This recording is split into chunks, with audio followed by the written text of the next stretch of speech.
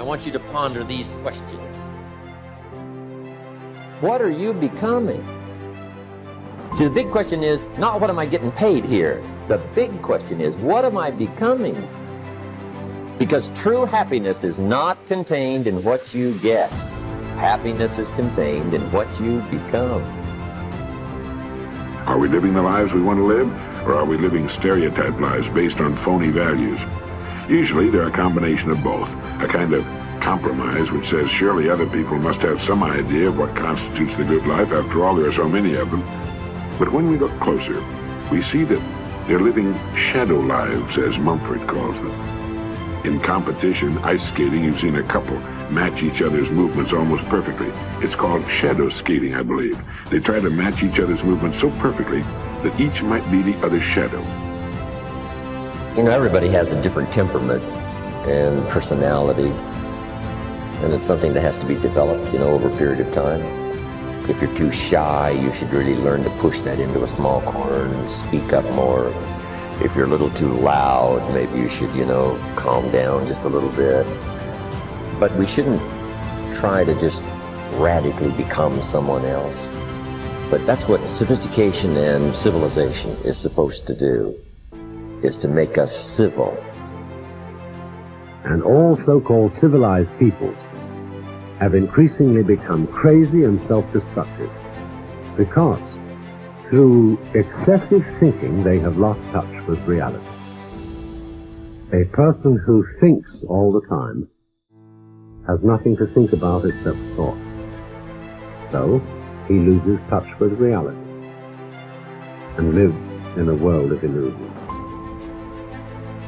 By thoughts, I mean specifically chatter in the skull, perpetual and compulsive repetition of words, of reckoning and calculating. We become what we think about most of the time, and that's the strangest secret.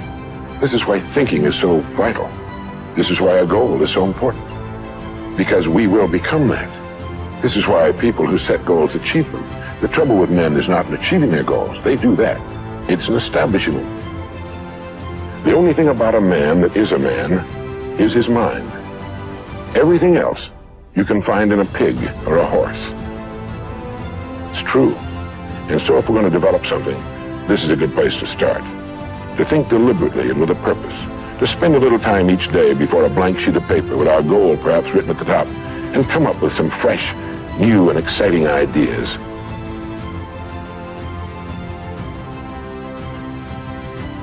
How to get the results you want.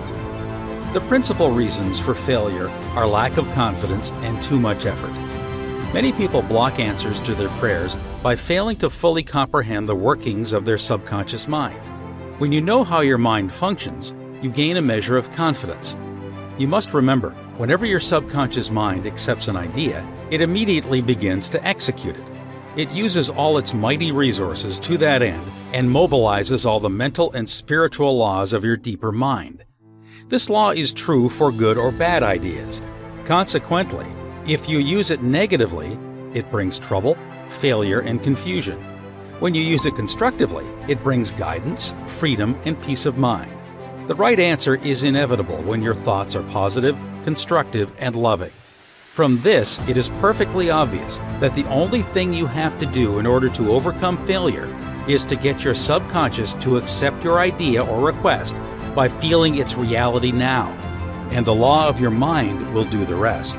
Turn over your request with faith and confidence, and your subconscious will take over and answer for you. You will always fail to get results by trying to use mental coercion. Your subconscious mind does not respond to coercion. It responds to your faith or conscious mind acceptance. Your failure to get results may also arise from such statements as, "Things are getting worse. I will never get an answer. I see no way out. It is hopeless. I don't know what to do. I'm all mixed up." When you use such statements, you get no response or cooperation from your subconscious mind. Like a soldier marking time, you neither go forward nor backward. In other words, you don't get anywhere. If you get into a taxi and give a half dozen different directions to the driver in 5 minutes, He would become hopelessly confused and probably would refuse to take you anywhere. It is the same when working with your subconscious mind.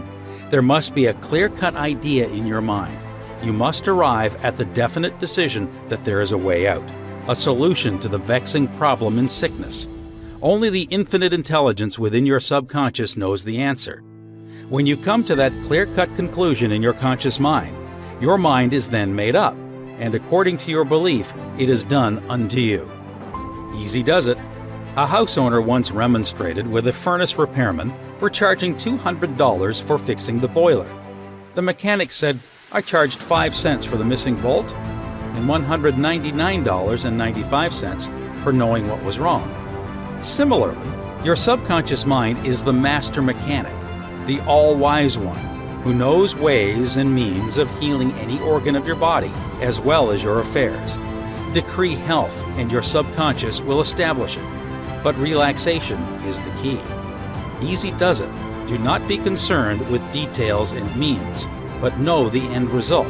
Get the feel of the happy solution to your problem, whether it is health, finances, or employment. Remember how you felt after you had recovered from a severe state of illness? Bear in mind that your feeling is the touchstone of all subconscious demonstration. Your new idea must be felt subjectively in a finished state, not the future, but as coming about now.